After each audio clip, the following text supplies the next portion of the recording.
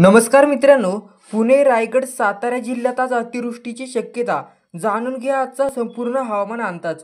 मित्रांनो, चॅनलवर तुम्ही नवीन असाल तर चॅनलला सबस्क्राईब करा.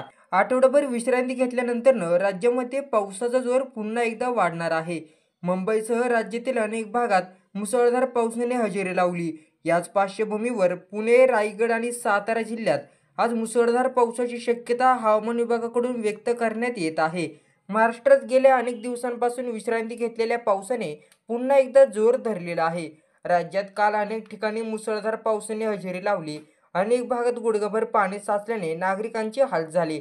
आजही पावसाचा जोर कायम राहील असा अंदाज हवामान विभागाने व्यक्त केलेला आहे. मराठवाडा, उत्तर महाराष्ट्रासह राज्यातील काही जिल्ह्यात वादळी वाऱ्यासह पावसाची शक्यताही देण्यात आली आहे. पुणे, रायगड, सातारा जिल्ह्यात रेड अलर्ट देण्यात आला आहे.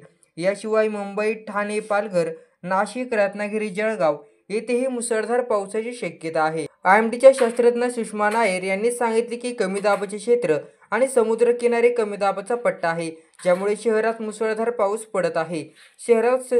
शहरात सर्वात कमी पाऊस झाला असून सरासरी 22.09 मिमी, तर पश्चिम आणि पूर्व उपनगरात अनुक्रमे 50.59 मिमी आणि 46.19 मिमी पावसाची नोंद झालेली आहे.